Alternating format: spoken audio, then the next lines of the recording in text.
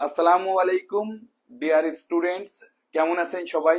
আশা করি আপনারা অনেক অনেক ভালো আছেন এবং সুস্থ আছেন। আপনাদের ফ্রি ক্লাসের অনুরোধে এত এত মেসেজ আমার হোয়াটসঅ্যাপে আসলে আপনারা করেছেন এবং পেজে করেছেন। আসলে ক্লাসটি গতকালই নেওয়ার কথা ছিল, বাট জরুরি একটি কাজে আটকে যাওয়ায় সেটি নেওয়া হয়নি। বাট আপনাদের এই যে ব্যাপক আগ্রহ বিশ্বের চ্যাম্পিয়নের ফ্রি ক্লাসের জন্য, এটি সর্বদাই আসলে আমাকে অনেক বেশি অনুপ্রাণিত করে এবং আমাকে ফ্রি ক্লাস নিতে অনেক বেশি আগ্রহী করে তোলে। সো আজকে সেই মাহেন্দ্র খন, আপনারা অনেকেই আমাকে বলেছিলেন যে স্যার আমাদের গণিতে অনেক ভীতি, একটু টপিক ভিত্তিক যদি ক্লাস নেন তাহলে অনেক বেশি উপকৃত হতাম। সো বাংলাদেশের একটি কমন সমস্যা, একটা জাতীয় সমস্যা, ইংরেজি এবং অঙ্কে দুর্বলতা, এবং এই দুর্বলতার কারণেই অনেকে অনেক পরিশ্রম করে, তারপর কাঙ্ক্ষিত সফলতা তারা পায় না। আশা করি আমাদের এই ফ্রি ক্লাসগুলো আপনাদের জন্য অনেক ইফেক্টিভ হবে।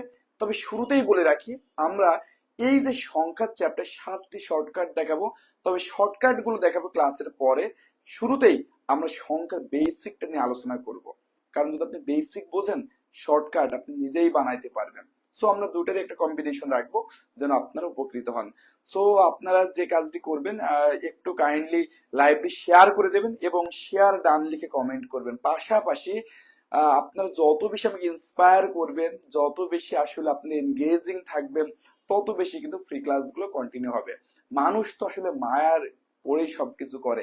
যখন অনেকেই ভালোবাসবেন, অনেকেই সুন্দর সুন্দর কমেন্ট করবেন, অনেকেই শেয়ার করবেন, এই যে আপনাদের যে একটা চাওয়া পাওয়া, সেই বিষয়টি মূল্যায়নের জন্য আমিও কিন্তু আগ্রহী হয়ে উঠবো। এবং শুধু আমি নয়, আমাদের বিসিএস ক্যাডার এবং অন্যান্য শিক্ষক বৃন্দও কিন্তু আপনাদের নিয়মিত ফ্রি ক্লাস নেবে। বাট যদি আপনারা আমাদেরকে কোঅপারেট না করেন, আমরা কাদের জন্য ফ্রি ক্লাস নেব?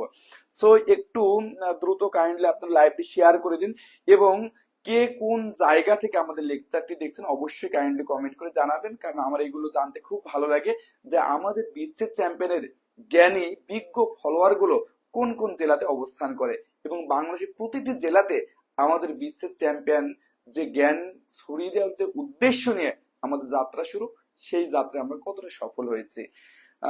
শেয়ার দান বলছেন সাদনান সাহেব, ধন্যবাদ ভাই, অনেক অনেক ধন্যবাদ। আরিফুল ইসলাম সৌরভ ভাই, জাকির হোসাইন ফয়সাল ভাই, ওয়ালাইকুম আসসালাম।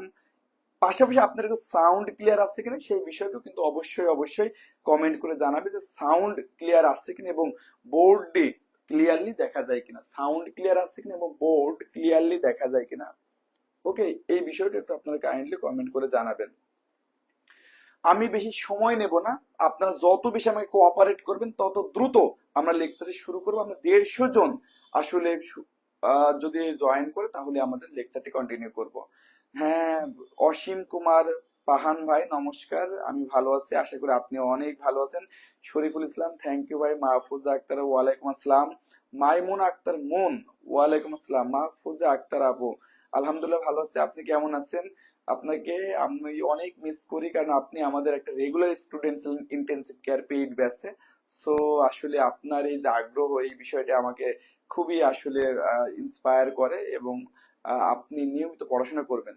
Shariful Islam thank you share done করার জন্য। সাতক্ষীরা থেকে আসছেন ফারজানা নাজনীন। মোহাম্মদ অ্যানি হাওলাদার সারা ভাই, আপনার কমেন্টও পড়ছি, এই যে আসলে অনেক কমেন্ট পড়তো যেগুলো আসলে রানিং থাকে সেইগুলো দেখি আর কি। সো একটু আপনারা কাইন্ডলি শেয়ার করে দেন, আমরা কিন্তু 150 হলেই আসলে লাইভটি শুরু করব। আপনারা যত দ্রুত আমাকে আসলে সহযোগিতা করবেন, তত দ্রুতই কিন্তু আসলে আমরা কন্টিনিউ করব। সারাদিন চাকরি করার পরেও কিন্তু আসলে এসে আপনাদেরকে কিছু শেখানোর চেষ্টা করি। এটা কিন্তু একটা ভালো লাগা থেকেই করি। সো আপনারা যত বেশি কোঅপারেট করবেন, তত বেশি আসলে এই বিষয়গুলো কন্টিনিউ থাকবে। এবং এইটুকু জাস্ট আমি বলতে পারি যে আজকের এই লেকচারটি করলে অনেক জায়গায় আপনি অনেক ভাবে সংখ্যা পড়েছেন, কিন্তু আমি একজন ইঞ্জিনিয়ার, আমি বাংলাদেশ টেক্সটাইল বিশ্ববিদ্যালয়ে বিএসসি ইন টেক্সটাইল ইঞ্জিনিয়ারিং পড়েছি, একজন সিনিয়র অফিসার, এবং 6টি বিসিএস টেকার যে অভিজ্ঞতা, সেই জায়গা থেকে আমরা লেকচারটি আলোচনা করব। শুরুতে বেসিক থেকে আমরা ধাপে ধাপে প্রো লেভেলে যাব। পাশাপাশি আমাদের যারা স্টুডেন্ট আছেন বা ক্লাস করেন, তারা কিন্তু জানেন আমরা প্রত্যেকটা টপিক লিখে লিখে নোট করে দিই সুপ্রিয় শিক্ষার্থী বৃন্দ। সো আপনারা অবশ্যই এবং অবশ্যই আমার সাথে নোট করে নেবেন, নোটগুলো আমাদের গ্রুপে শেয়ার করবেন, তাহলে আপনার কাজগুলো ইন্সপায়ারেশন রাখবে। কারণ আমি মনে করি আমি যদি শুধু লিখে চলে যাই, এটি আপনার বেশি দিন ব্রেনে থাকবে না। আপনি যদি একই সাথে খাতায় লিখে রাখেন তাহলে মাথায় থাকবে অনেক দিন। ওকে। হ্যাঁ, মারজানা বেগম আপু, আপনি, ওয়ালাইকুম আসসালাম, কেমন আছেন মারজানা বেগম আপু? আমাদের পেইড ব্যাচের স্টুডেন্ট, আশা করি অনেক ভালো আছেন। ওকে, অনেকে শেয়ার করেছেন, রাজ ভাই শেয়ার করেছেন, থ্যাংক ইউ রাজ ভাই। তো শুরুতেই আমরা সংখ্যার আদ্যপান্ত নিয়ে আজকের এই লেকচারে আলোচনা করব। এখানে একটি বিষয় আপনাকে ক্লিয়ারলি জানতে হবে, যে শুরুতে আমরা যে বিষয়টি জানবো সংখ্যার আদ্যপান্ত, মানে বুঝতেই পারছেন টোটাল বিষয়টা আলোচনা করব। এখানে আমরা শুরুতেই যে দুটি বিষয় নিয়ে একটু কনফিউশন থাকে, সেই দুটি বিষয় নিয়ে আলোচনা করব।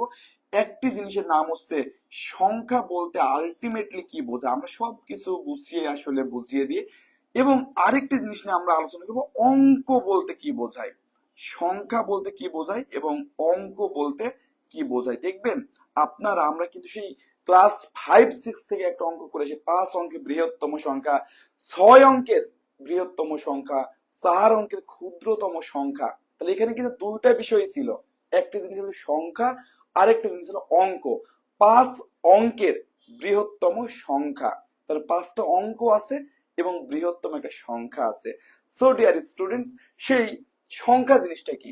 সংখ্যা হচ্ছে গণনা পদ্ধতি, মানে আমরা যখন গণনা করি এরকম গণনা পদ্ধতিতে পদ্ধতিতে ব্যবহৃত অঙ্ক, ব্যবহৃত অঙ্ক, অর্থাৎ অঙ্কের সমষ্টি মিলেই কিন্তু সংখ্যা তৈরি হয়। আমরা দৈনন্দিন জীবনে নানা কিছু গণনা করি, ওই গণনা পদ্ধতিতে ব্যবহৃত যে অঙ্কগুলো ব্যবহার করা হয়, ওই অঙ্কগুলো কিন্তু একটা সংখ্যা। তাহলে আগে অঙ্কটা দেখে নি। অঙ্কটা যদি আমি ইংরেজি লিখে আপনারা আগেই ক্লিয়ার হয়ে যাবেন, অঙ্কের ইংরেজি হচ্ছে ডিজিট। ডিজিট, যেমন আমরা যখন কাউকে মোবাইল নাম্বার বলি তখন কিন্তু বলি যে আপনার 11 সংখ্যার 11 ডিজিটের মোবাইল নাম্বারটা দিন। কেন? কারণ মোবাইল নাম্বার টোটালি, সাপোজ আমাদের পেজের নাম্বার 01567883784, এই টোটাল নাম্বারটা দেখুন। এইটাকে যদি আমি মোবাইল নাম্বার ইন্ডিভিজুয়াল, কিন্তু প্রত্যেকটি, যে এখানে আমি এই যে একটা ইন্ডিভিজুয়াল, প্রত্যেকটি ডিজিটই কিন্তু একটা অঙ্ক, মানে ডিজিট মানে আসলে অঙ্ক।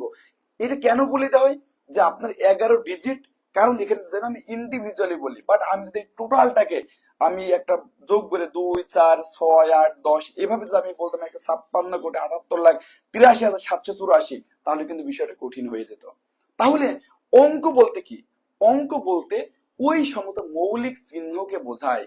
অঙ্ক বলতে ওই সমস্ত মৌলিক চিহ্নকে বোঝায় যা দ্বারা সংখ্যা তৈরি করা হয়। তাহলে একটু আমার সাথে সাথে লিখে নেন অঙ্কের সংখ্যাটা, যে অঙ্ক হচ্ছে, অঙ্ক হচ্ছে সংখ্যা তৈরির মৌলিক চিহ্ন, অর্থাৎ সংখ্যার তৈরি হয় অঙ্কে দ্বারা। তাহলে সংখ্যা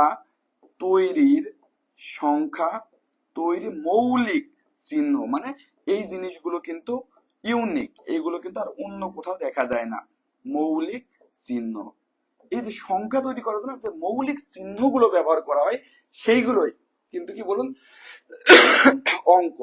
এখন 10 ভিত্তিক যে গণনা পদ্ধতি, সেখানে 10টা ডিজিট আছে। কয়টা? 10টা ডিজিট। যেমন দেখুন, 0 থেকে শুরু, 1, 2, 3, 4, 5, 6, 7, 8, 9। তাহলে টোটাল কয়টা হলো? দেখুন 10টা।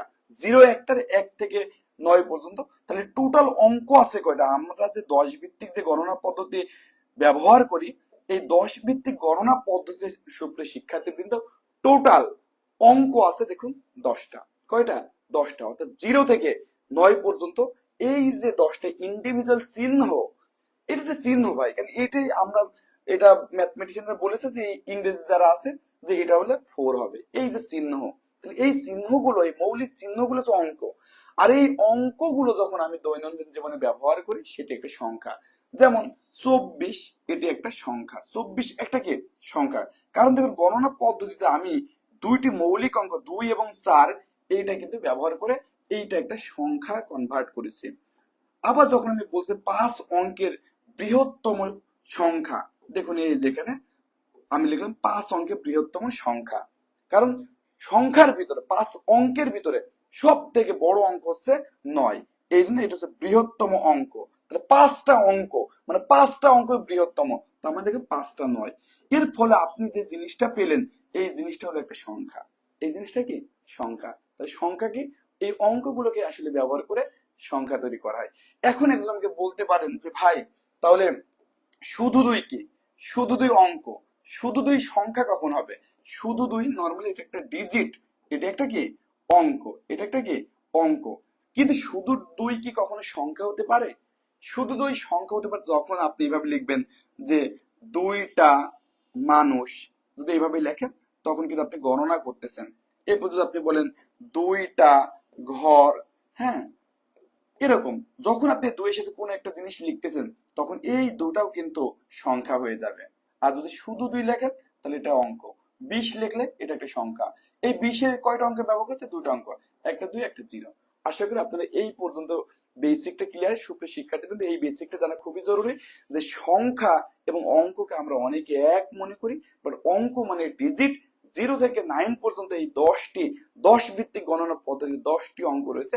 আর এই 10টি অঙ্ক দিয়েই কিন্তু পৃথিবীতে কোটি কোটি বিলিয়ন বিলিয়ন হিসাব নিকাশ সবকিছু কিন্তু এই 10টি অঙ্ক ঘুরে ফিরেই নতুন নতুন সংখ্যা তৈরির মাধ্যমে করা হয়। সো এই পর্যন্ত আপনারা ক্লিয়ার কিনা একটু আমাকে কাইন্ডলি কমেন্ট করে জানাবে যে আপনারা এই পর্যন্ত ক্লিয়ার কিনা। এই পর্যন্ত যদি আপনারা ক্লিয়ার হয়ে যান তাহলে আমরা কিন্তু আলোচনা করব একেবারে টপিক ভিত্তিক, পরবর্তী লেকচারে আলোচনা করব। প্লিজ একটু অনীহা বলতে ইনশাল্লাহ অ্যাডমিট কার্ডে দোয়া করবেন। অনীহা আপু বা ভাইয়া, অনামিকা অনু, ওয়ালাইকুম আসসালাম। প্লিজ সকলে আমাকে একটু কাইন্ডলি জানান এই পর্যন্ত ক্লিয়ার কিনা। আরেকটা কথা বলে, আমাদের লেকচারে আপনি একটা টপিক ক্লিয়ার হওয়া মাত্রই ক্লিয়ার লিখে দেবেন। 5-7 জন ক্লিয়ার লিখলে আমি টপিকটা স্কিপ করবো, যেহেতু আপনারা আমার সামনে নেই, উপস্থিত নেই। সো আসলে আপনারা লিখলেই বুঝবো যে আসলে আপনারা ক্লিয়ার। ওকে, সো আশা করি আপনারা এই পর্যন্ত ক্লিয়ার হয়ে গেছেন।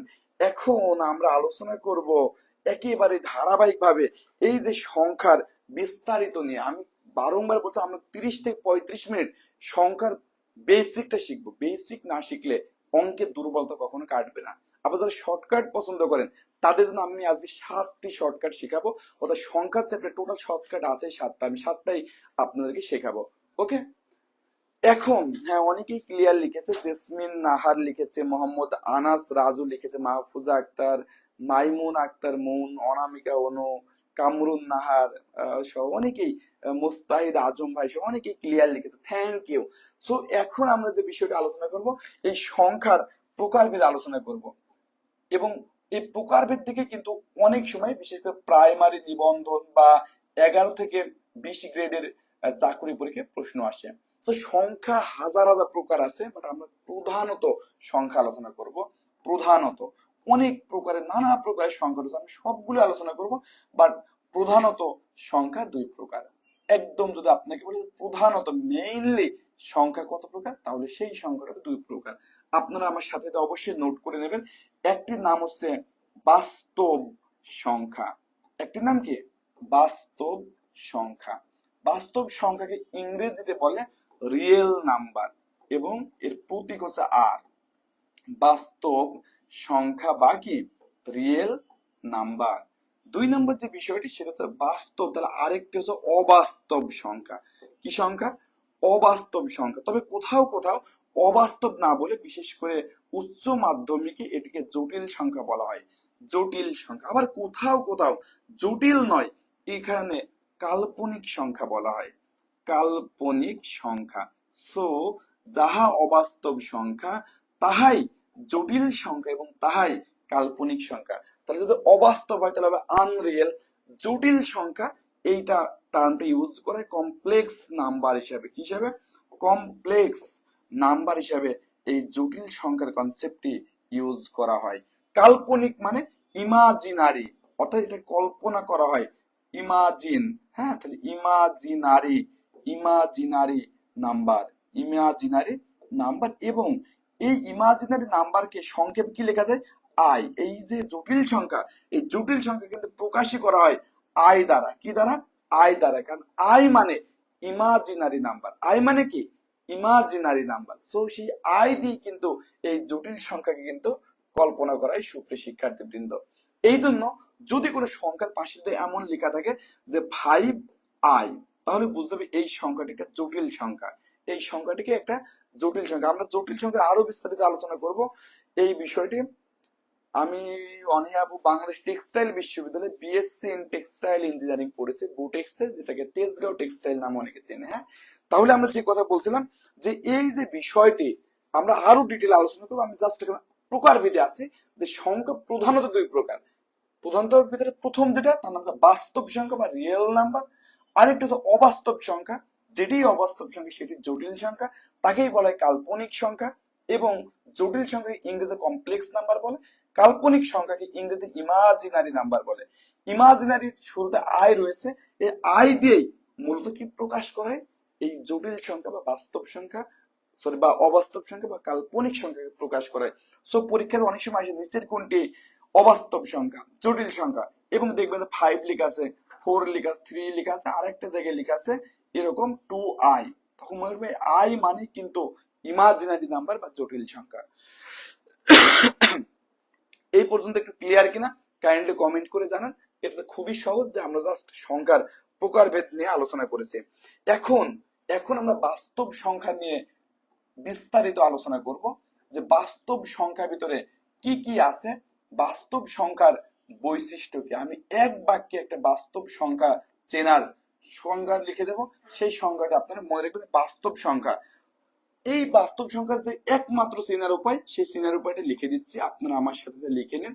লিখুন, যে সংখ্যাকে যে সংখ্যাকে বর্গ, বর্গ মানে স্কোয়ার, হ্যাঁ, যে সংখ্যাকে বর্গ, বর্গ মানে স্কোয়ার, যে সংখ্যাকে বর্গ করলে, বর্গ করলে ধনাত্মক সংখ্যা পাওয়া যায়।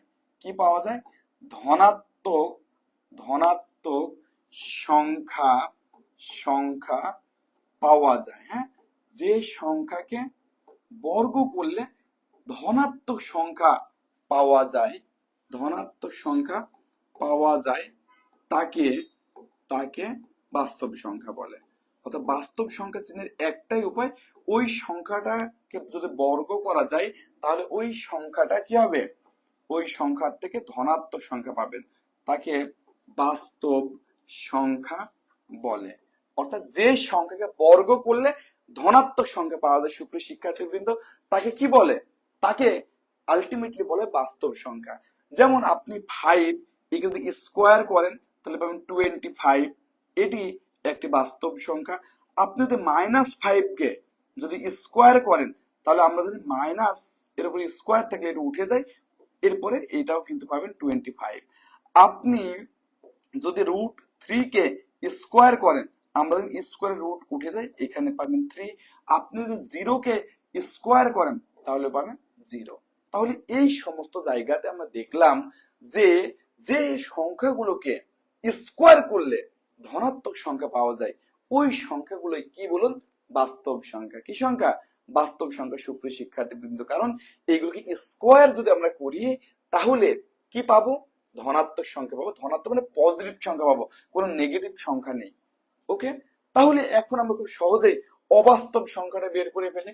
বাস্তবের বিষয়টা বুঝলাম যে স্কোয়ার করলে, স্কোয়ার করলে কি হবে, ধনাত্মক পাবে। তাহলে অবাস্তব তার জাস্ট উল্টা হবে, অবাস্তব কি হবে, তার জাস্ট উল্টা হবে। অর্থাৎ মনে রাখবেন যে স্কোয়ার, স্কোয়ার বা বর্গ করলেও, স্কোয়ার বা বর্গ করলেও, বর্গ করলেও ধনাত্মক সংখ্যা পাওয়া যায় না, মানে ঋণাত্মক পাওয়া যায়। এটা না লিখে একবার লিখে দেয় ঋণাত্মক, হ্যাঁ, ঋণাত্মক সংখ্যা পাওয়া যায়। আমরা আরো সহজটা আলোচনা করবো, বাট বেসিকটা বোঝার দরকার আছে। করলেও ঋণাত্মক সংখ্যা, ঋণাত্মক সংখ্যা পাওয়া যায়। হ্যাঁ, অর্থাৎ এইগুলোকে বর্গ করলে ধনাত্মক নয় ঋণাত্মক সংখ্যা পাওয়া যায়। এখানে একটু লিখে দেয় সহজ কথায়, এক বাক্যে যদি আপনি মনে রাখতে চান তাহলে এভাবে মনে রাখবেন যে সহজ কথায়, সহজ কথায় এই দেখো রুট, এখানে লিখে দিলাম যে রুটের ভিতরে, রুটের রুটের ভিতরে বর্গমূল বা রুট লিখলে বেশি জন বোঝে। রুটের ভিতরে মাইনাস থাকলেই, কি থাকলে, রুটের ভিতরে মাইনাস মাইনাস মাইনাস থাকলেই, রুটের ভিতরে মাইনাস থাকলেই থাকলেই সংখ্যাটি, থাকলেই কি হবে, সংখ্যাটি, রুটের ভিতরে মাইনাস থাকলেই সংখ্যাটি অবাস্তব সংখ্যা হয়ে যায়। অবাস্তব অবাস্তব সংখ্যা হয়ে যায়। ওকে, রুটের ভিতরে মাইনাস থাকলে সংখ্যাটা অবাস্তব সংখ্যা হয়ে যায়। কিভাবে, চলুন আমরা কিছু এক্সাম্পল দেখি। আমরা এখানে একটা এক্সাম্পল এইভাবে লিখলাম, দেখুন যে এই যে একটা 5 ছিল, আচ্ছা এটি কি বাস্তব নাকি অবাস্তব, একটু আপনারা কমেন্ট করে জানান তো। বাস্তব, হ্যাঁ ঋণাত্মকই হবে। আব্দুল করিম ভাই, আপনি তো আমাদের বিশেষ ব্যাচের পেইড স্টুডেন্ট, একটু ভালো করে খেয়াল করে দেখুন, আমাদের স্কোয়ার বা বর্গ করলেও ধনাত্মক সংখ্যা আপনি পাচ্ছেন না। তো ধনাত্মক পাচ্ছেন না মানে কি পাবেন, ঋণাত্মক পাবেন। ওই জন্য আমি সরাসরি ঋণাত্মক কথাটাকে লিখছি, প্রয়োজনে ঋণাত্মক কথাটাকে আমরা মার্ক করে দিচ্ছি। খুব সিরিয়াসলি খেয়াল করতে হবে যে স্কোয়ার বা বর্গ করলেও এটি ঋণাত্মক সংখ্যা পাওয়া যায়।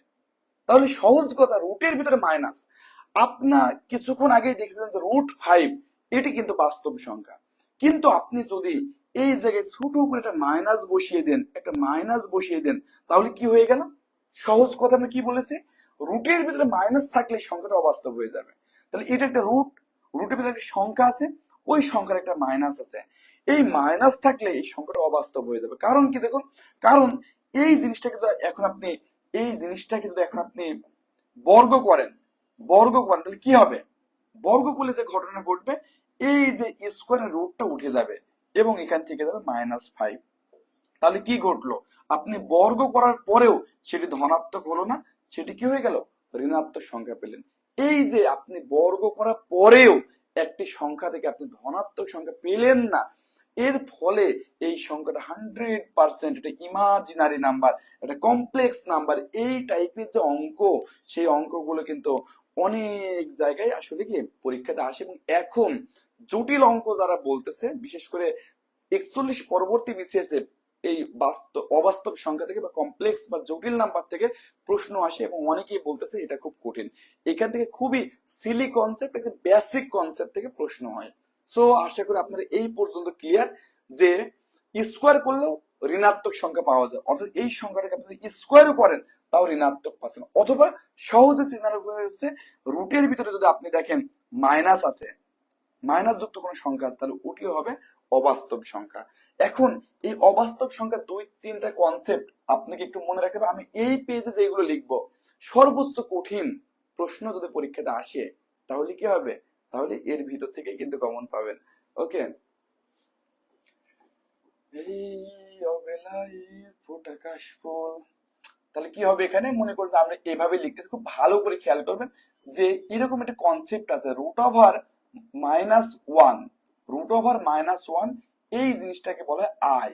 কারণ মনে করুন যে কোনো একটি সংখ্যার সাথে কিন্তু 1 থাকে, যেমন এখানে আমরা কিছুক্ষণ আগে লিখেছিলাম যে -5, একে আপনি এভাবে কি লিখতে পারবেন না যে √5 ইন্টু -1, অর্থাৎ যে কোনো একটি সংখ্যার সাথে যদি আপনি 1 গুণ করেন, সংখ্যার মানের কোনো পরিবর্তন হয় না যদি গুণ করেন।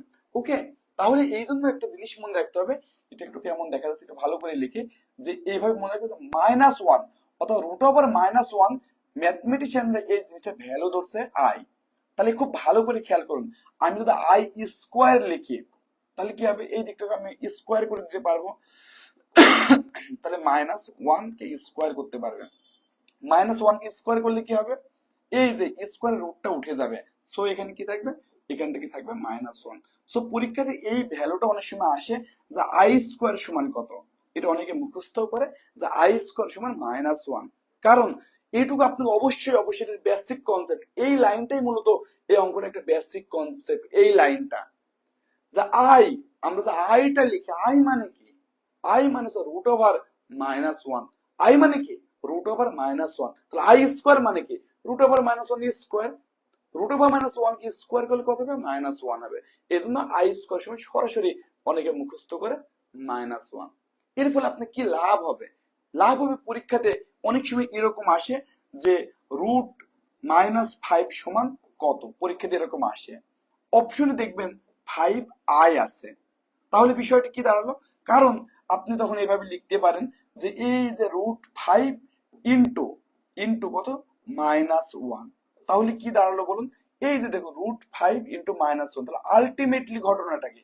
আলটিমেটলি হলো দেখো রুট ওভার, এই দেখুন টোটালটা একটু খেয়াল করুন যে রুট ওভার মাইনাস ওয়ান, এই যে রুট ওভার মাইনাস ওয়ান এইটুকু সমান এই রুট ওভার মাইনাস এর সময় কি লিখতে পারেন? আই, আর এই যে ফাইভ, ফাইভ আই। সো এই জিনিসটা মানে কিন্তু ফাইভ আই। সো পরীক্ষাতে এই পর্যন্ত সর্বোচ্চ প্রাইমারি বা বিসিএস প্রিলিমিনারিতে এই কনসেপ্ট থেকে সর্বোচ্চ প্রশ্ন আসে। সো আমি আসলে চাইতেছি যে আপনাদের সাথে প্রতারণা না করে একটি কার্যকর ক্লাসের মাধ্যমে আপনাদের চাকরি পাওয়ার যে সম্ভাবনা, সেই সম্ভাবনাটাকে বাড়াইতে। এই জন্য খুব চাঞ্চল্যকর কথা, খুব প্রলুব্ধকর কথা, এরকম কিওয়ার্ড ইউজ করলে এটা শিওর আসবে, এগুলো দিয়ে মিথ্যাচার করলে হয়তো বেশি আপনাদেরকে মনোযোগ আকর্ষণ করতে পারতাম, বাট এই পর্যন্ত আসলে আপনাকে জানতে হবে। মনে রাখবেন, সুখ পেয়ে আনন্দ পেয়ে ফাজলামো করে গল্প করে চাকরি পাওয়া যায় না। চাকরি পাওয়াটা একটা কঠিন এবং একটা ব্যাপক বড় যুদ্ধ। এই যুদ্ধে আপনাকে পরিশ্রমী হতে হবে। সো আমরা সেই পয়েন্টে আলোচনা করছি যেখান থেকে আসলে আপনি উপকৃত হবেন। এটা ক্লিয়ার কিনা, অবাস্তব সংখ্যা বিষয়টি ক্লিয়ার কিনা একটু আমাকে কাইন্ডলি কমেন্ট করে জানাবেন। আমরা মোটামুটি অবাস্তব সংখ্যার যে বিষয় সেটি আলোচনা করেছি। ওকে, এখন যে বিষয়টা নিয়ে আলোচনা করবো, আমরা বলেছি শুরুতেই এই পৃথিবীতে যত প্রকারের সংখ্যা আছে প্রত্যেকটি সংখ্যা নিয়ে আলোচনা করব। এখন যে বিষয়টি নিয়ে আলোচনা করবো সেটা হচ্ছে ভগ্নাংশ। কি বলুন? ভগ্নাংশ। তাহলে ভগ্নাংশ এই জিনিসটা কি? তাই ভগ্নাংশ অবশ্যই একটা সংখ্যা। ভগ্নাংশ একটা কি? সংখ্যা। তাহলে এই সংখ্যাগুলো নিয়ে আমরা একটু আলোচনা করব। কত প্রকারের যে ভগ্নাংশ আছে একটু দেখলে আপনি নিজেই অবাক হবেন। তার আগে একটু আলোচনা করব ভগ্নাংশ মানে কি। ভগ্নাংশ মানে কোনো কিছুকে উপরে যেটা থাকে সেটির নাম হচ্ছে লব, আর নিচে যেটা থাকে সেটির নাম কি? হর। অর্থাৎ কোনো সংখ্যাগুলোকে যদি লব বাই হর আকারে প্রকাশ করা যায়, অর্থাৎ উপরে কিছু একটা আছে লব, নিচে কিছু একটা আছে হর, এরকম কোন সংখ্যাকে যদি এইভাবে লব বাই হর আকারে প্রকাশ করেন তাহলে ওই সংখ্যাগুলোকে কি বলা হয়? ভগ্নাংশ। এই ভগ্নাংশ থেকে এই যে এখন যে টাইপটা লিখবে এখান থেকে অনেকবার পরীক্ষাতে প্রশ্ন আসছে, এমনকি কিছু কিছু অঙ্ক করতে গেলেও এই কনসেপ্টটা খুব কাজে লাগে। এই কনসেপ্টটা না জানার ফলে আসলে অঙ্কগুলো ভুল হয়। এই জন্য মনে রাখবেন ভগ্নাংশ প্রধানত দুই প্রকার। একটির নাম হচ্ছে প্রকৃত ভগ্নাংশ। একটির নাম কি? প্রকৃত ভগ্নাংশ। ভাই একটা যদি প্রকৃত হয় তাহলে আরেকটা কি? আরেকটা অটোমেটিক আপনি ধরতে পারতেছেন, আরেকটি কিন্তু অপ্রকৃত। অপ্রকৃত। তাহলে একটা তো প্রকৃত ভগ্নাংশ, আরেকটা কি? অপ্রকৃত ভগ্নাংশ। ভগ্নাংশ মানে লব বাই হর আকারে প্রকাশ করা। যদি এই লবটা যদি এই লবটা হরের চেয়ে ছোট হয় এবং ভাগফল যদি আপনি বের করে দেখেন, ভাই লব বাই হর মানে একটা ভাগ। আপনি জিনিসটা খেয়াল করুন, এখানে লিখে দিচ্ছে, এটা প্রকৃত ভগ্নাংশ লিখে দিচ্ছে।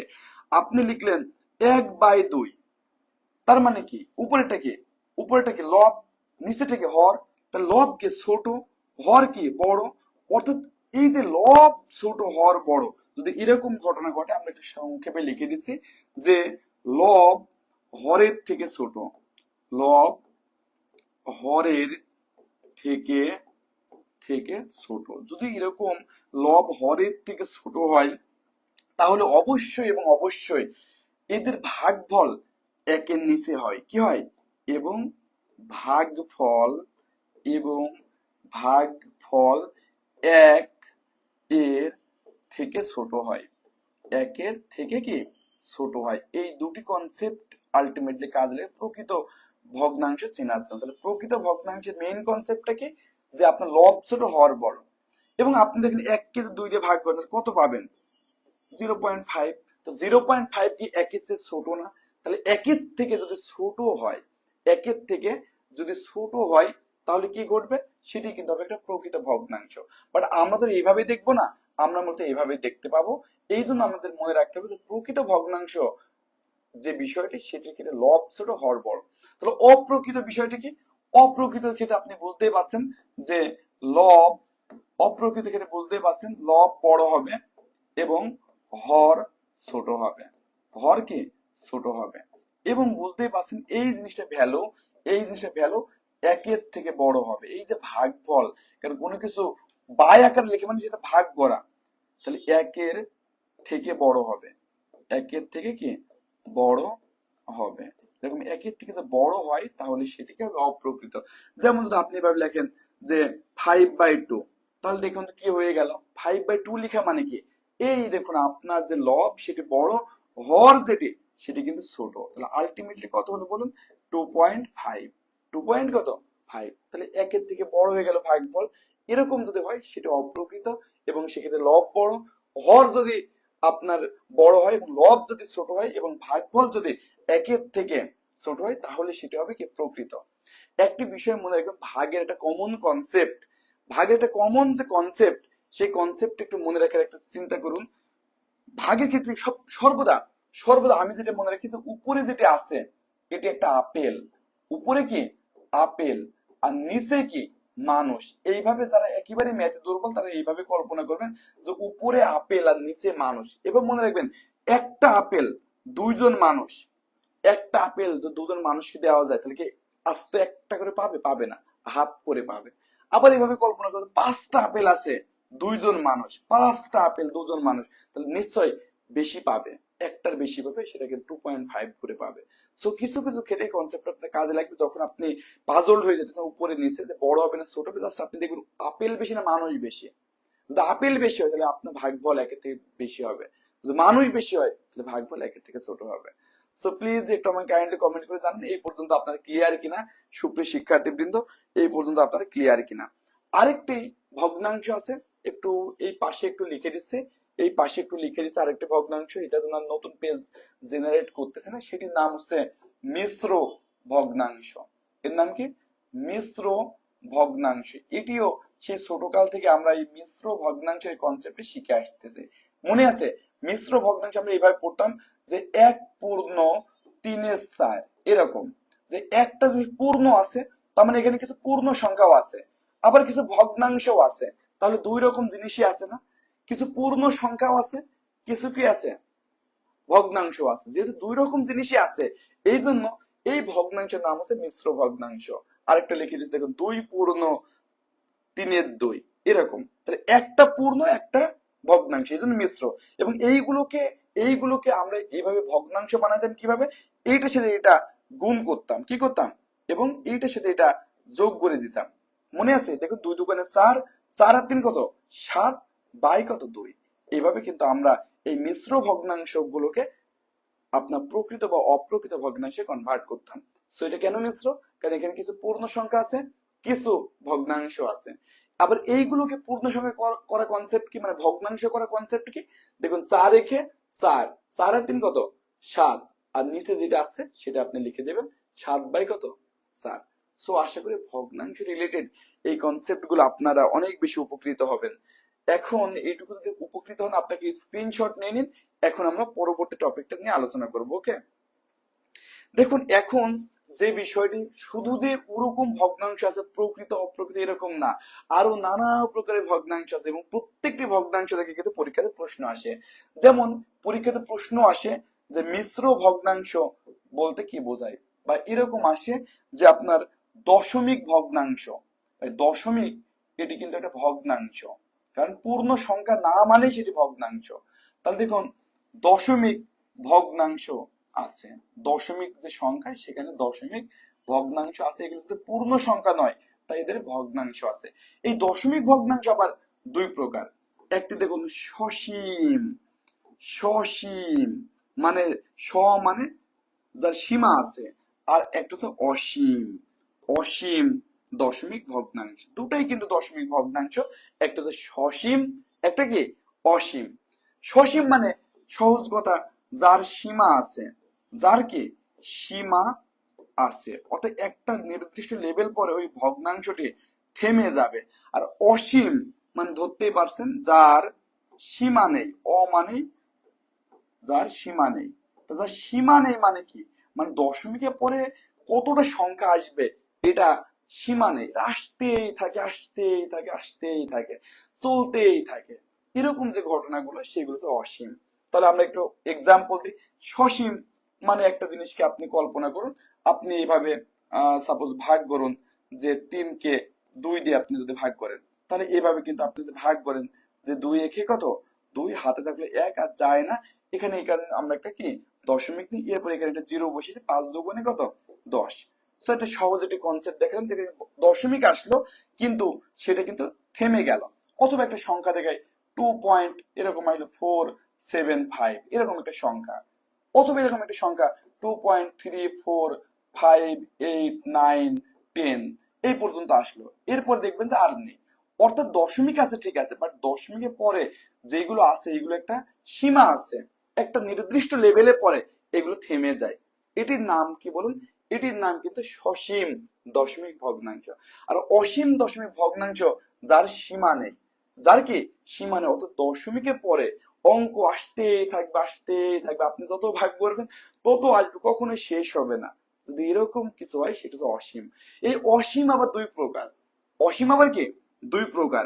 একটি হইতেছে আবৃত, আবৃত অসীম দশমিক ভগ্নাংশের নাম হচ্ছে আবৃত অসীম দশমিক দশমিক ভগ্নাংশ। তো অনেক বড় নাম, আমি এত লিখি সময় নষ্ট করবো না। যে আবৃত অসীম দশমিক ভগ্নাংশ, তাহলে আরেকটা অবশ্যই একটা আবৃত হলে আরেকটা কি হবে, আরেকটি হবে অনাবৃত, অনাবৃত অসীম দশমিক ভগ্নাংশ। আমরা এই দুটো বিষয় নিয়ে একটু আলোচনা করবো, কারণ পরীক্ষায় এই দুটি জায়গা থেকে অনেক অনেক বেশি প্রশ্ন হয়। তাহলে দেখুন, যে কথা বলছিলাম, যে আবৃত অসীম দশমিক ভগ্নাংশ। আবৃত মানে দশমিকের পরে, দশমিকের পরে সংখ্যা আসতেই থাকবে আসতেই থাকবে, কিন্তু একই রকম সংখ্যা আসবে। যেমন আপনি যদি এর একটা এক্সাম্পল দিচ্ছি, এর একটা এক্সাম্পল এখানে দিচ্ছি, আপনি 10কে যদি 3 দিয়ে ভাগ করেন তাহলে কি ঘটবে? এক্ষেত্রে হবে 3 তিরিখে কত, 9, হাতে থাকবে 1, এখানে একটা দশমিক দিন, এখানে একটা শূন্য, আবার 3 তিরিখে 9, আবার 1, আবার 3 তিরিখে 9, আবার 1, আবার 3 তিরিখে 9, আবার 1, আবার 3 তিরিখে 9। অর্থাৎ এইভাবে আজীবন আপনি ভাগ বলতেন, আজীবন এরপর শুধু 3 আসতেই থাকবে।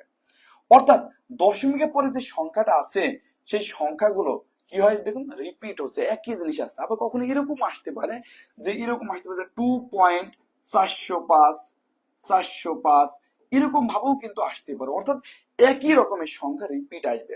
যদি এরকম একই রকমের সংখ্যা রিপিট আসে, কোনো কাজ বারবার ঘটে, পুনঃ পুনঃ ঘটে, তখন তার নাম আমরা দিই পৌনঃপুনিক। কি দিয়ে? পৌনঃপুনিক। এই জন্য তখন আমরা ওই জিনিসটাকে এভাবে লিখতে পারি, তো বারবার 3 রিপিট হচ্ছে, 3-এর মাথায় এই টাইপের একটা দশমিক বসে, এবং এর নাম হচ্ছে পৌনঃপুনিক।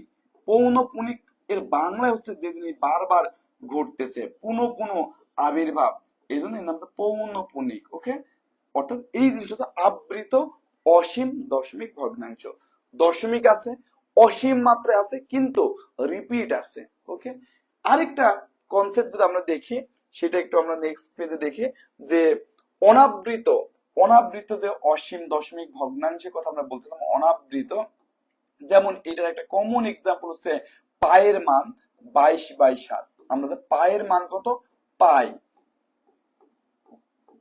পায়ের মান হচ্ছে 22/7। এই যে 22/7 কিন্তু আমি ভাগ করতে থাকি, ভাগ করতে থাকি, দেখুন 3 কত 21, হাতে থেকে কত 1, একটা দশমিক নিলেন, শূন্য নিলেন, 7 থেকে 7, হাতে থেকে কত 3, শূন্য নিলেন, এরপর চলে যান 4 থেকে কত 28, হাতে থেকে কত 2, শূন্য নিলেন, এরপর দেখুন 7 দুগুণে কত 14, হাতে থেকে কত আমরা এখানে লিখতেছি, হাতে থেকে 6, শূন্য নিলেন, 7 8 56, হাতে থেকে কত 4, শূন্য নিলেন, এরপর দেখুন 5 7 কত 35, হাতে থেকে কত 5, শূন্য নিলেন, 7 7 49, হাতে থেকে কত 1, শূন্য নিলেন, 7 থেকে 7, হাতে থেকে কত শূন্য নিলেন। অর্থাৎ এইভাবে যত ইচ্ছা আপনি আজীবন আজীবন এই বিষয়টাকে কি করতে পারবেন, এটা আপনি চলতেই থাকবে চলতেই থাকবে, একবার সে 1, পরে 4, 2, 8, 5, 7, 1, এইভাবে এটা আসতেই থাকবে আসতেই থাকবে, আপনার এটা কখনোই শেষ হবে না, আবার কখনো রিপিটও আসবে না, এই এক একবার এক এক রকম আসবে। সো এই যে একটা বেয়ারা জিনিস, এই সংখ্যার আমি নাম দিই বেয়ারা সংখ্যা।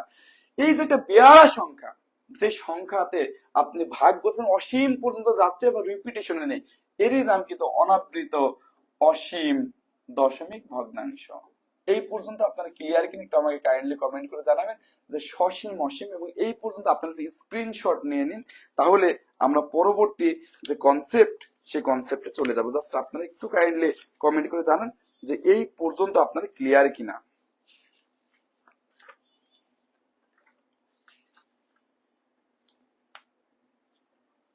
ওকে, সো আশা করি আপনারা এই পর্যন্ত খুবই সহজ ছিল, এই পর্যন্ত আশা করি আপনারা ক্লিয়ার।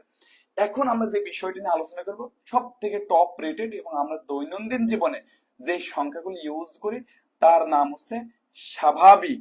তার নাম কি বলুন? স্বাভাবিক সংখ্যা। হ্যাঁ, তার নাম কি? স্বাভাবিক সংখ্যা। দৈনন্দিন জীবনে আমরা যেগুলি ইউজ করি তার নাম হচ্ছে স্বাভাবিক সংখ্যা। স্বাভাবিক মানে ন্যাচারাল, কোনো আর্টিফিশিয়াল নেই, কোনো কৃত্রিমতা নেই, ন্যাচারাল নাম্বার। ন্যাচারাল নাম্বার মানে কি? স্বাভাবিক সংখ্যা, যাকে কিন্তু এন দ্বারা প্রকাশ করে। কি দ্বারা? এভাবে এন দ্বারা প্রকাশ করে। ন্যাচারাল নাম্বারকে প্রকাশ করে এন দ্বারা। ন্যাচারাল কেন? কারণ আমাদের দৈনন্দিন জীবনে, আমাদের ব্যবহারিক বা প্রাত্যহিক জীবনে যে সমস্ত লেনদেন গুলো করি সেইগুলো কিন্তু এই ডিজিট বা এই অঙ্ক বা এই সংখ্যাগুলোর মাধ্যমে করে থাকি, এই জন্য এগুলোকে বলে ন্যাচারাল নাম্বার। সো এর একটা সংজ্ঞা মনে রাখবেন যে ন্যাচারাল নাম্বার যে সংজ্ঞা মনে রাখবেন খুব গুরুত্বপূর্ণ। জিরো থেকে বড়, দুইটা কথা, জিরো থেকে বড়। দেখুন, জিরো থেকে বড়, হ্যাঁ, পূর্ণ সংখ্যা। জিরো থেকে বড় পূর্ণ সংখ্যা। সো আমি এখানে লিখতে পারেন ধনাত্মক। জিরো থেকে বড় মানে সেটি ধনাত্মক। তো আর একটু সহজ করে লিখে জিরো থেকে বড় ধনাত্মক, ধনাত্মক পূর্ণ সংখ্যা। জিরো থেকে বড় ধনাত্মক পূর্ণ সংখ্যা, এইগুলোকেই কিন্তু বলা হয় ন্যাচারাল নাম্বার। কি নাম্বার? Natural number. অর্থাৎ জিরো থেকে বড়, তার মানে কিন্তু -1 হবে না, -5 হবে না। তার মানে জিরো থেকে বড় হতে হবে। -0 কিন্তু যে কোনো নেগেটিভ সংখ্যা থেকে ভালো। মনে রাখবেন, জিরো অর্থ আপনার ঋণ আছে। জিরো মানে কি? আপনার ঋণ আছে। আপনার যদি ঋণ থাকে তাহলে কি হবে? আপনি কিন্তু যদি আপনাকে টাকা দেয় ওই বাকিটা পরিশোধ করতে হবে। আর শূন্য থাকা মানে কি?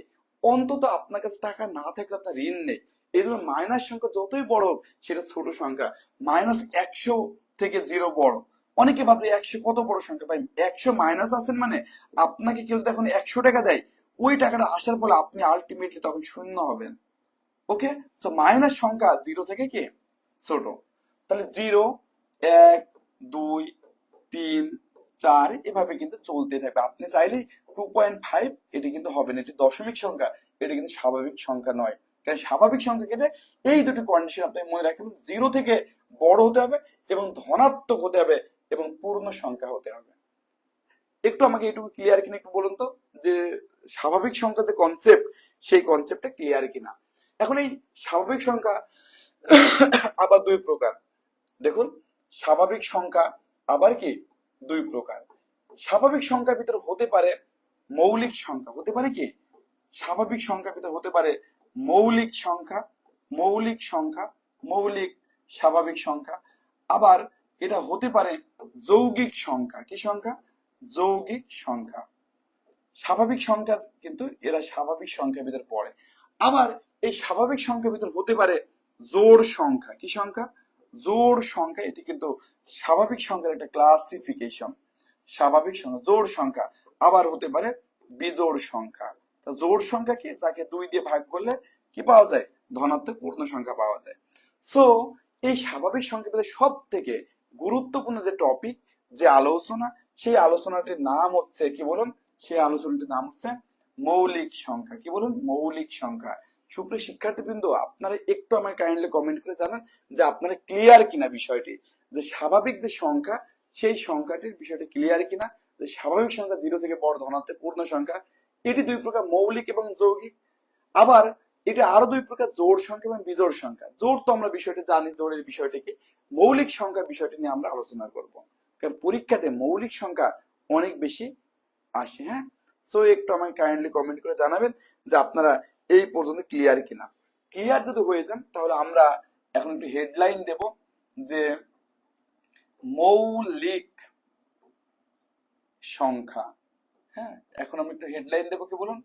মৌলিক সংখ্যা, মৌলিক সংখ্যা।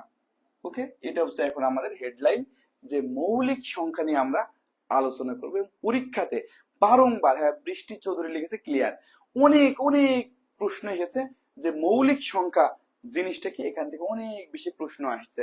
সো আমরা সবসময় বলছি আমরা নোট করে দেব, আপনারা আমার সাথে একটু লিখে নিন, যে যে সকল সংখ্যাকে, যে সকল সংখ্যা, যে সকল সংখ্যাকে ওই সংখ্যা, ওই সংখ্যা মানে ওই সংখ্যা নিজেকে দাঁড়ায়, ওই সংখ্যা এবং এবং ওয়ান ব্যতীত, ওয়ান ব্যতীত ভাগ করলে, ওয়ান ব্যতীত ওই সংখ্যা এবং ওয়ান ব্যতীত ভাগ করলে পূর্ণ সংখ্যা, পূর্ণ সংখ্যা পাওয়া যায় না।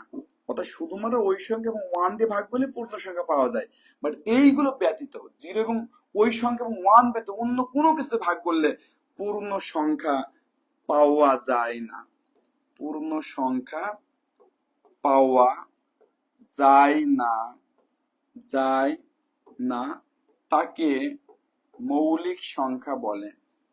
তাকে কি বলে? মৌলিক, মৌলিক সংখ্যা বলে। হ্যাঁ, তাকে মৌলিক সংখ্যা বলে। সো মৌলিক সংখ্যার আমরা আলটিমেট যে সহজ যে সংখ্যা, সেই বিষয়টা আসলে আমরা ক্লিয়ার হতে পেরেছি, যে মৌলিক সংখ্যার সংজ্ঞা হচ্ছে যে সংখ্যাকে ওই সংখ্যা, ওই সংখ্যা নিজে দিয়ে অথবা ওয়ান, এই দুটো জিনিস বাদ আপনি পৃথিবীর যে কোনো সংখ্যাতে ভাগ করলেই দশমিক আসবে, ভগ্নাংশ আসবে, কখনোই পূর্ণ সংখ্যা আসবে না। এই সংখ্যাগুলো হচ্ছে মৌলিক সংখ্যা। যেমন যদি আমরা কিছু এক্সাম্পল দিই, আপনি এখানে 3 লিখলেন, কি 3 কে যদি আপনি দেখুন ওই সংখ্যা দিয়ে ভাগ করেন, তাহলে 3 কে 3 দিয়ে যদি ভাগ করেন 1 পাবেন। সিমিলারলি আপনি 3 কে যদি 1 দিয়ে ভাগ করেন তাহলেও পাবেন কি 3। অর্থাৎ যদি ওই সংখ্যাকে নিজেই ভাগ করেন অথবা যদি 1 দিয়ে ভাগ করেন তাহলে কেবল পূর্ণ সংখ্যা আসবে। কিন্তু আপনি এই 3 কে আপনি 2 দিয়ে ভাগ করেন পাবেন 1.5, এই 3 কে আপনি 4 দিয়ে ভাগ করেন পাবেন 0.75, এই 3 কে আপনি 5 দিয়ে ভাগ করেন, যে কোনো সংখ্যা পৃথিবীর আর যে কোনো সংখ্যায় হোক না কেন তাকে, বা এই 3 কে আপনি 6 দিয়ে ভাগ করেন পাবেন হাফ। অর্থাৎ আপনি আর কোনোদিন এই সংখ্যাকে অন্য যে কোনো সংখ্যাতে ভাগ করলে আর পূর্ণ সংখ্যা পাবেন না। তাহলে পূর্ণ সংখ্যা পাওয়া যায় শুধু ওই সংখ্যাকে নিজেকে ভাগ করলে আর 1 দিয়ে ভাগ করলে। সো আশা করি এই পর্যন্ত আপনারা ক্লিয়ার হতে পেরেছেন যে মৌলিক সংখ্যা বিষয়টা কি, যে নিজেকে এবং 1 বেঁধে আপনি যাকে দিয়ে ভাগ করবেন আলটিমেটলি ভাগফল যেটা আসবে সেটি কিন্তু দশমিক আসবে। কি আসবে? দশমিক। এখন আমরা যে বিষয়টি নিয়ে আলোচনা করব, যে মৌলিক সংখ্যার বেশ কিছু কনফিউশন নিয়ে আমরা আলোচনা করব। যে মৌলিক সংখ্যা নিয়ে আমাদের দুটি কনফিউশন আছে, এটা নিয়ে কিন্তু অনেকবার পরীক্ষাতে প্রশ্ন আসে। সো আমরা এই দুটি কনফিউশন নিয়ে আলোচনা করব। প্রথম যে কনফিউশন সেটা হচ্ছে 1 কি মৌলিক সংখ্যা? আপনারা একটু আমাকে কাইন্ডলি কমেন্ট করে জানান তো, যে 1 যেটি আছে এই 1 কি মৌলিক সংখ্যা? এটি আমি জানাই দিচ্ছি, 1 কি মৌলিক সংখ্যা কিনা, এটি আসলে আপনারা একটু কাইন্ডলি কমেন্ট করে জানান যে 1 মৌলিক সংখ্যা কিনা, 1 কি মৌলিক সংখ্যা কিনা, একটু আমাকে কাইন্ডলি কমেন্ট করে জানান।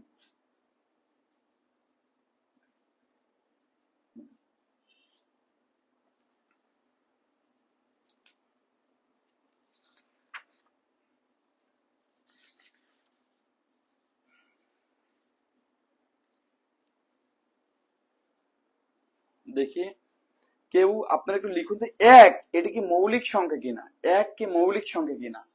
তাহলে তাহলে আমরা বিষয়টি ক্লিয়ার হব। মরিয়ম লিখেছে ক্লিয়ার, আমি বলেছি এইটা একটু দেখুন যে 1 এটা কি মৌলিক সংখ্যা।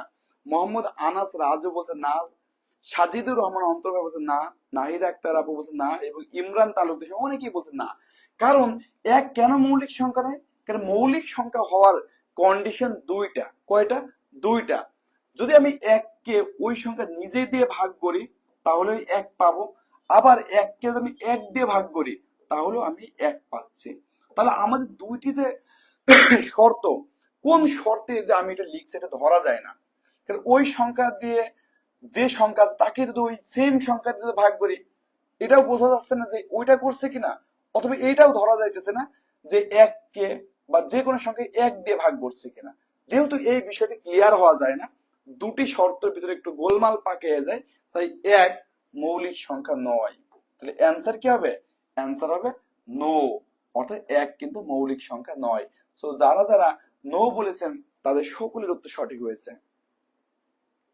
ওকে, এরপর দেখুন 2 নম্বর যে কনসেপ্ট, যে এইটা পরীক্ষাতে অনেকবার পরীক্ষাতে আসে, যে পৃথিবীর সর্বকনিষ্ঠ বা একমাত্র জোড় মৌলিক সংখ্যা 2। মনে রাখবেন এই সারা পৃথিবীর ভিতরে একমাত্র একমাত্র জোড় একমাত্র জোড় মৌলিক সংখ্যা 2। এটা অনেকবার পরীক্ষাতে আসছে যে টোটাল পৃথিবীর ভিতরে একটাই জোড় মৌলিক সংখ্যা আছে, একমাত্র জোড় মৌলিক সংখ্যা হলো 2। কেন 2 মৌলিক সংখ্যা? অনেকেই জোড় দেখে এটাকে মৌলিক সংখ্যা মনে করেন না, বাট একটু খেয়াল করে দেখুন, এই 2 কে যদি ওই সংখ্যা দিয়ে ভাগ করি তাহলে পাই 1, 2 কে যদি আমি 1 দিয়ে ভাগ করি পাই 2। এছাড়া 2 কে আপনি আর পৃথিবীতে যা দিয়েই ভাগ করবেন, যা দিয়েই ভাগ করবেন সেটাই কিন্তু আপনার কি হবে, সেই ক্ষেত্রে কিন্তু আপনার সেটা পূর্ণ সংখ্যার হবে না। কি হবে না? পূর্ণ সংখ্যার হবে না।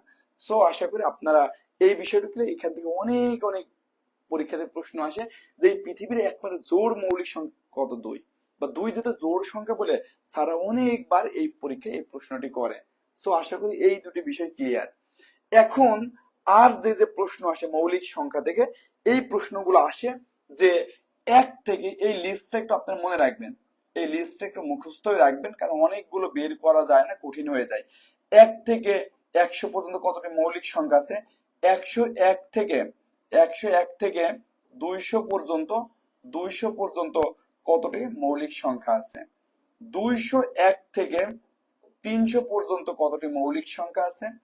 301 থেকে 400 পর্যন্ত কতটি মৌলিক সংখ্যা আছে?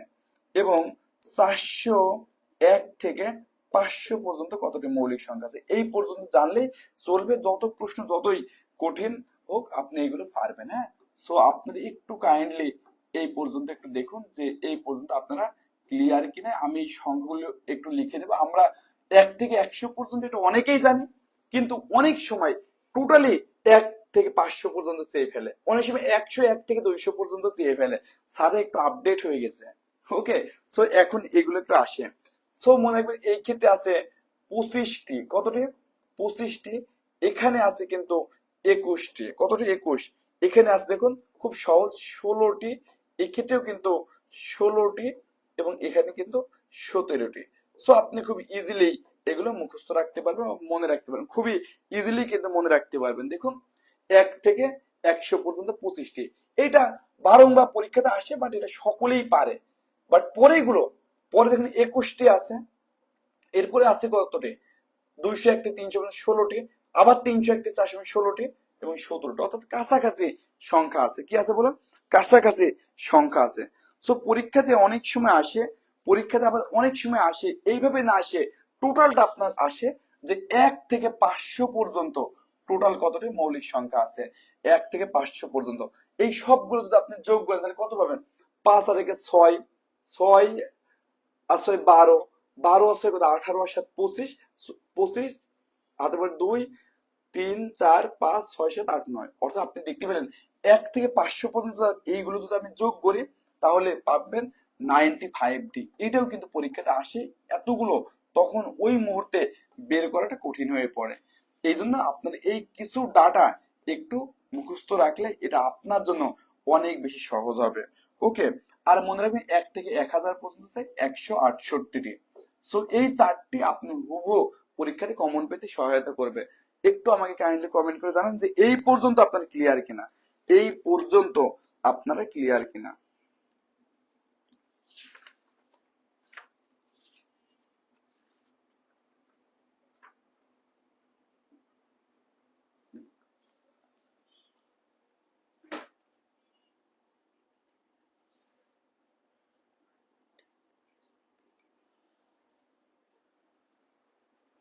একটু জাস্ট কাইন্ডলি যারা মেয়ে পর্যন্ত ক্লিয়ার কিনা, ওকে হ্যাঁ এই তো খায়রুন নিসা আপু বলছে টোটাল 95, নিতা দে বলছে 95, মুস্তাহিদ আনাম বলছে 95। সো আশা করি আপনারা এই পর্যন্ত ক্লিয়ার। এখন 1 থেকে 100 পর্যন্ত যে 25টি মৌলিক সংখ্যা আছে, এইগুলো যেমন প্রবাবিলিটি বা সম্ভাবনার যে অঙ্ক সেখানে যেমন আসে, অনেক বেশি আসে প্রবাবিলিটির এই চ্যাপ্টার থেকে, এখানে অনেক বেশি প্রশ্ন আসে, এই মৌলিক সংখ্যা মনে রাখতে হয় বা অনেক অনেক জায়গাতে অনেকগুলো আসে। সো এই জন্য আমরা 1 থেকে 100 পর্যন্ত যে মৌলিক সংখ্যা এইগুলো নিয়ে একটু আলোচনা করব। 1 থেকে 100 পর্যন্ত যেগুলো আছে, 1 থেকে 100 পর্যন্ত। সো 1 থেকে 100 পর্যন্ত যে মৌলিক সংখ্যা এইগুলো মনে রাখার একটু কৌশল আমরা দেখবো। দেখুন প্রথমে দেখবো 1 থেকে 10 পর্যন্ত আছে কয়টা। সো একটু আগে টেকনিকটা লিখে নিই। 1 থেকে 100 পর্যন্ত মৌলিক সংখ্যা মনে রাখার কনসেপ্ট আপনারা সকলেই জানেন। 444 22, কত বলুন? 444, এরপরে কত? 22। আচ্ছা এগুলো একটু কাছাকাছি লিখে তাহলে সহজ হবে। 444, ডাবল গুলো এক জায়গায় লিখি 22। এরপর দেখুন 32, 32, 23, এরপর দেখুন 21। কত সহজ একটি বিষয় যে 4422, দুটাই ডাবল, 4422, 3223, উল্টা 32, পরের কি 23, এরপরে কত 21। এর দ্বারা কি বোঝাইলাম? 1 থেকে 10 পর্যন্ত 4টি মৌলিক সংখ্যা আছে। এরপর যদি বলে 11 থেকে 20 পর্যন্ত আছে কয়টা, আরো আছে 4টা। এরপর যদি বলে 21 থেকে 30 পর্যন্ত আছে কয়টা, সিরিয়ালে 3 নম্বরে কত হবে 2টা। এরপর যদি বলে 31 থেকে 40 পর্যন্ত আছে কয়টা, তাহলে হবে পরেরটা, এখানেও আছে 2টা। যদি আপনি দেখেন যে 41 থেকে 50 পর্যন্ত মৌলিক সংখ্যা আছে কয়টা, তাহলে এই যে এখানে আপনি পাবেন 3টা। এরপরে যদি আপনাকে বলে 51 থেকে 60 পর্যন্ত মৌলিক সংখ্যা আছে কয়টা, এর পরেরটা 2টা। 61 থেকে 70 পর্যন্ত মৌলিক সংখ্যা আছে কয়টা, এর পরেরটা 2টা। 71 থেকে 80 পর্যন্ত মৌলিক সংখ্যা আছে কয়টা, এর পরেরটা 3টা।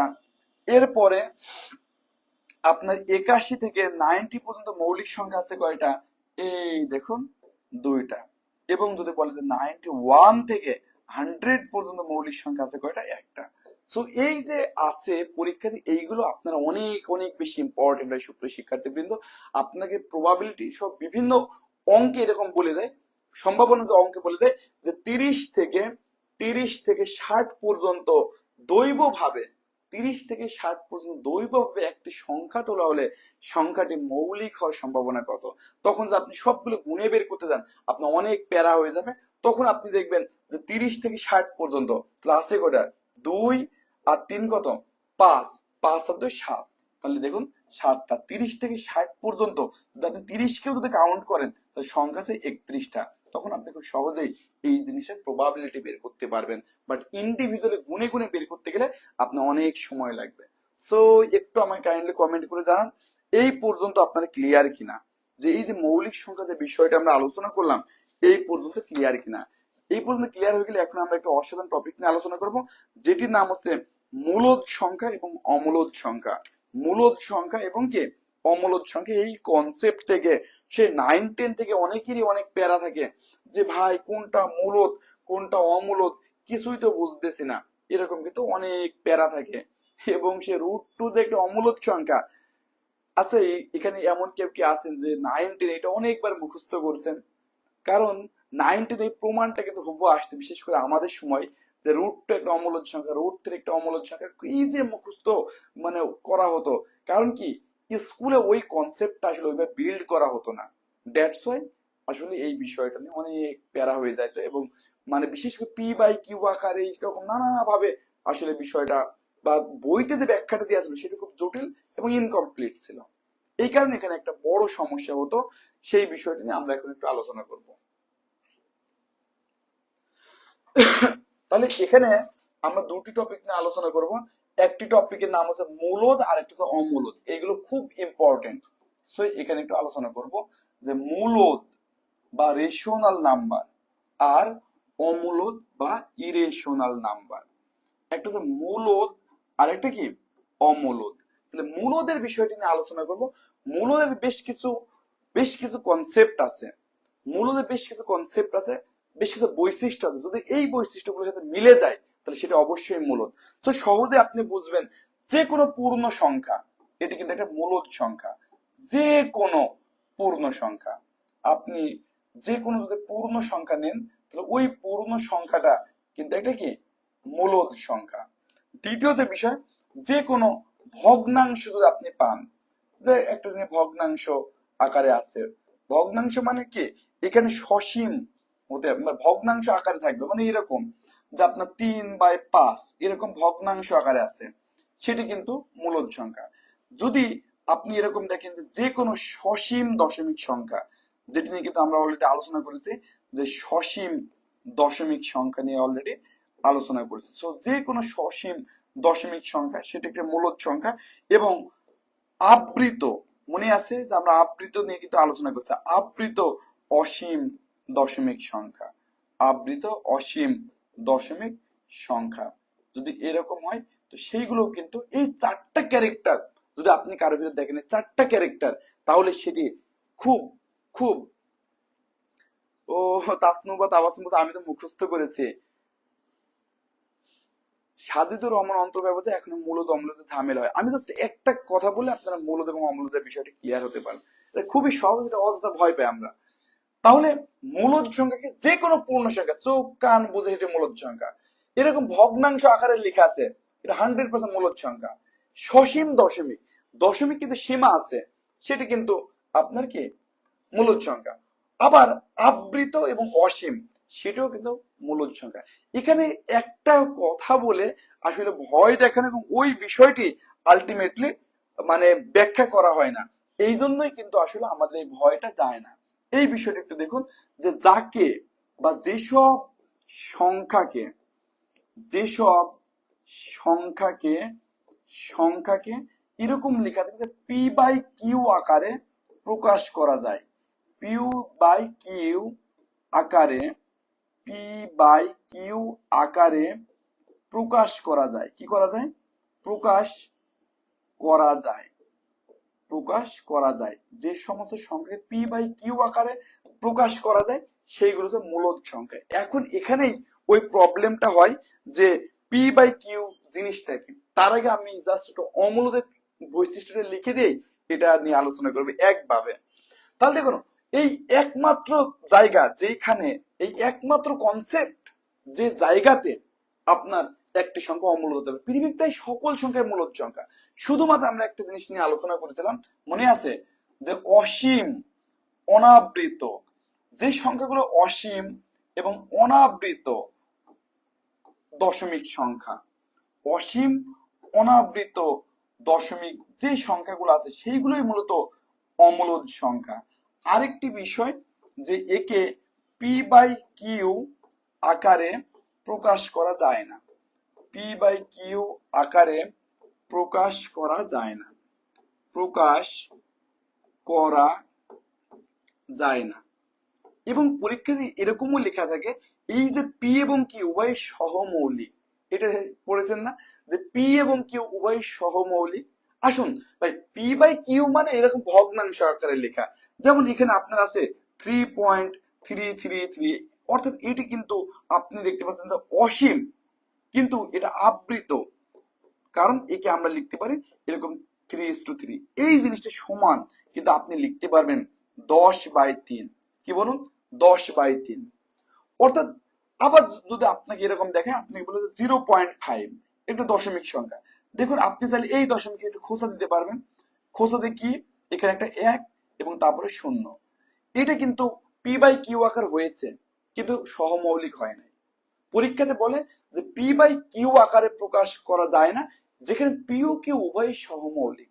সহমৌলিক মানে এই পি, এই যে এখন আলটিমেটলি আমি এখান থেকে পেলাম কি, এটা আমি কোথা থেকে পেয়েছি মনে আছে তো আপনার, 0.5 থেকে কিন্তু আমি এটা বানাইলাম, এই দশমিকে খোঁচা আমি তুলে দিতে হয়, তুলে দিয়ে নিচে দশমিকের জন্য 1, দশমিকের পর যতটি সংখ্যা আছে তার জন্য 0। সো আমি আরেকবার লিখেছি, এটা 0.5 থেকে আমরা আলোচনাটা করতেছি। এই 0.5 থেকে আপনি লিখতে হবে 5/10, 5/10 পি বাই কিউ মানে ভাই লব বাই হর আকারে লেখা, পি বাই কিউ আকারে লেখা মানে কি লব বাই হর আকারে লেখা। তবে এই লব এবং হর উভয় সহমৌলিক হতে হবে। সহমৌলিক জিনিসটা কি, সহমৌলিক মানে এই দুটি সংখ্যা যে মৌলিক সংখ্যা হতে হবে এমন নয়, কিন্তু ওই যে দুটি সংখ্যা আছে ওই দুটি সংখ্যাকে আর কোনো এক ব্যতীত আর কোনো কিছু দিয়ে কমন ভাবে ভাগ করা যায় না, মানে দুটো সংখ্যাকেই ভাগ যাবে, এক ব্যতীত আর কিচ্ছু থাকে না। দেখুন এটা সমমৌলিক নয়।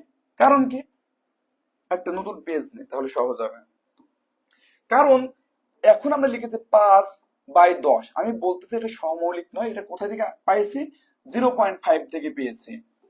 তার মানে 0.5 কে এবার খুচা মেরে বা দশমিককে p/q আকারে লেখা যায়। ধরে নিন উপরেটা p আর নিচেরটা কি q। শুধু p/q আকারে লিখলে হবে না, একে সহমৌলিকে কনভার্ট করতে হবে। সহমৌলিকে কনভার্ট করা মানে দেখুন, এই যে 5 এবং 10 এদের ভিতরে এক বাদেও উভয়কে কিন্তু 5 দিয়ে ভাগ করা যায়। উভয়কে যদি আপনি 5 দিয়ে ভাগ করেন, 5 একে 5, সরি 5 একে 5 এবং 5 দুগুণে কত? 10। দেখুন এখন আপনি যে 1 আর 2 যে পেলেন, এটা কিন্তু সহমৌলিক। কারণ 1 এবং 2 কে পৃথিবীতে এক ব্যতীত আর কোন সংখ্যা দিয়ে ভাগ করলে পূর্ণ সংখ্যা আসবে না। এটা তো একটু সহজে যেন অনেকে বলতে পারেন। আরেকটা সহমৌলিক দেখাইতেছে, দেখুন 3/4।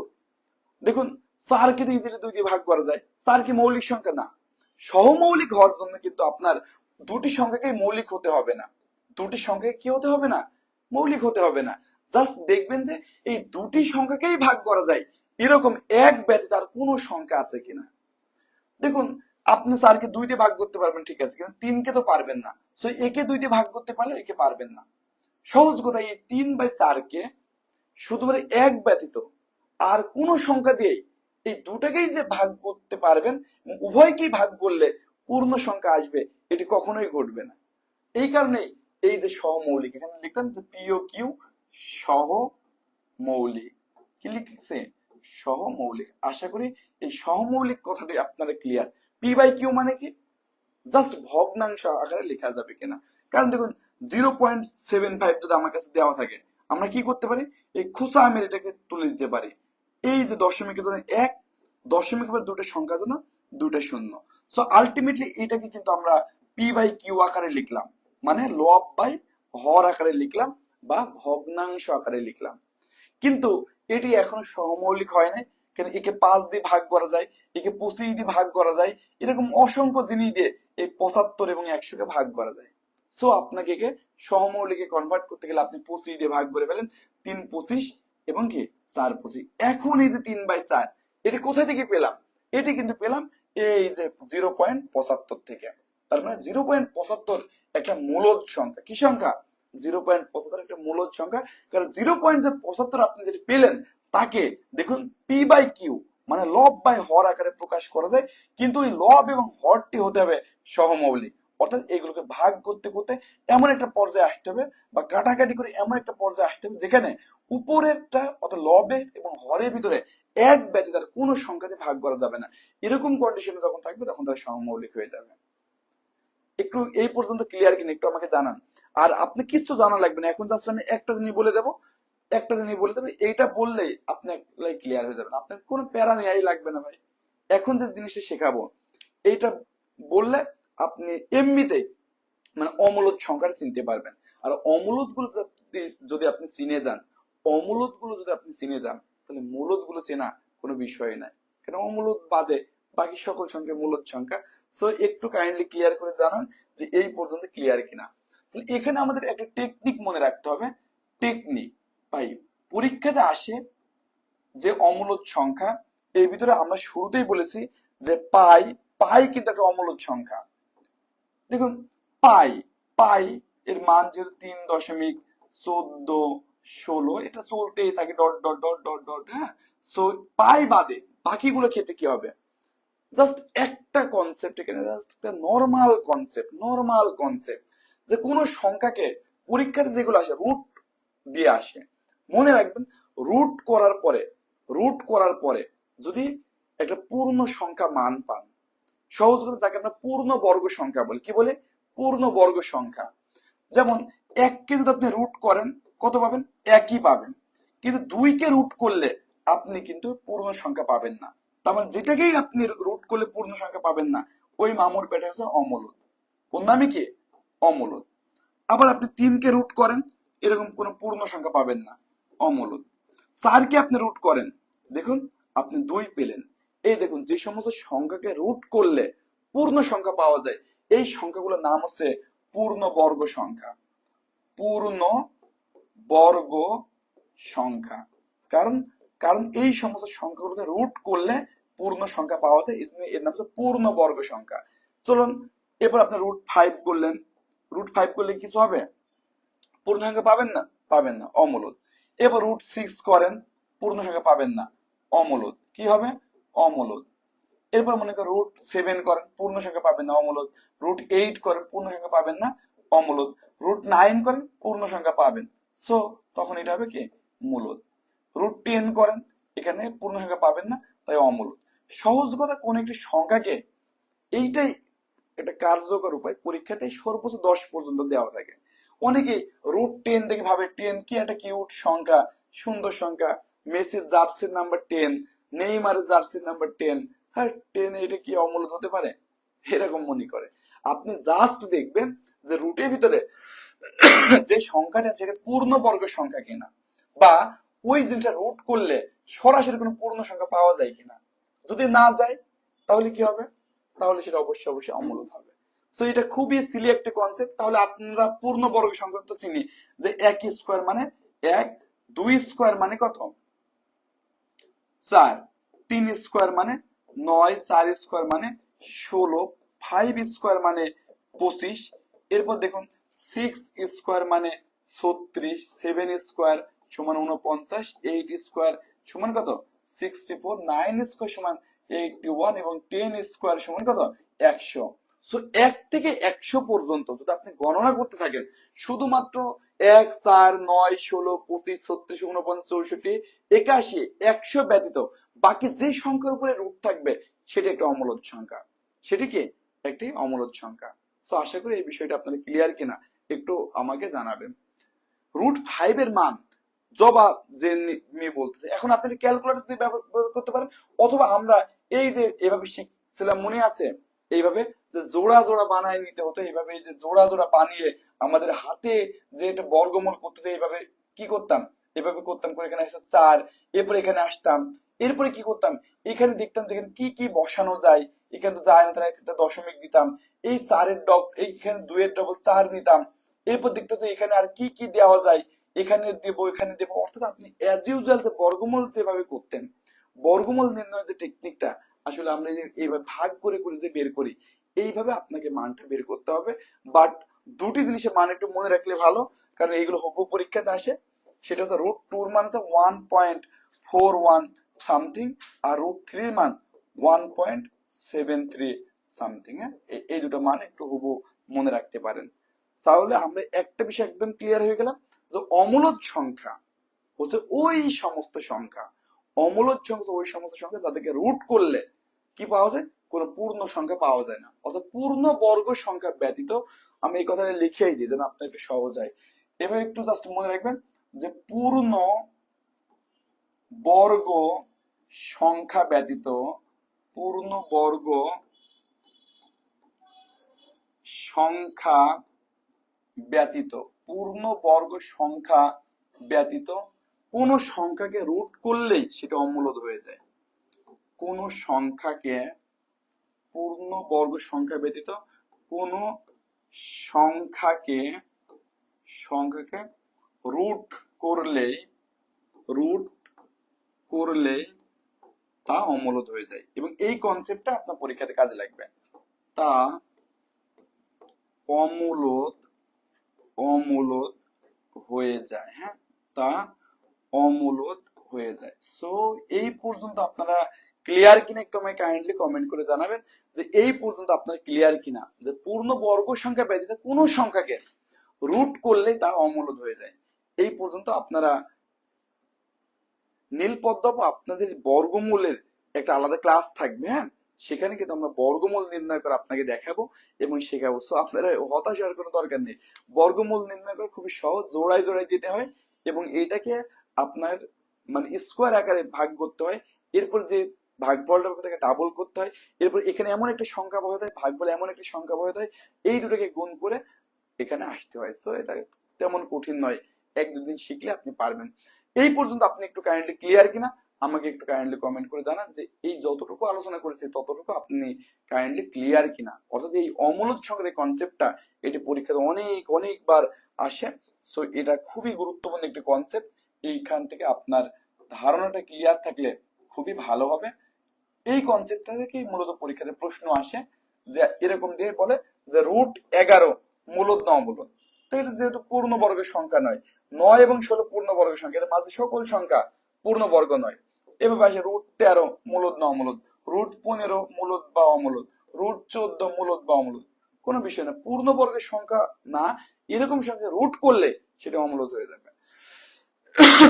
সো ডিয়ার স্টুডেন্টস, আমার ইচ্ছা ছিল ক্লাসটা আরো 1 ঘন্টা নেওয়া এবং সংখ্যার আদ্যপান্ত একেবারে বেসিক থেকে প্রো লেভেলে আলোচনা করা। পাশাপাশি আমার আরো ইচ্ছা ছিল আজকে 7টি শর্টকাট দেখানো যেখান থেকে প্রায় পরীক্ষাতে প্রশ্ন হয় এবং সেগুলোকে কিভাবে সমাধান করা যায়। পাশাপাশি আমার আরো ইচ্ছা ছিল সংখ্যা রিলেটেড যতগুলো অঙ্ক পরীক্ষাতে আসে সবগুলো দেখানো। কিন্তু অডিয়েন্স আপনারা যারা আছেন তারা √2 মান আশরাফুল আলম ভাই 1.41 আর √3 মান 1.73, এরপর আরো আছে আর কি।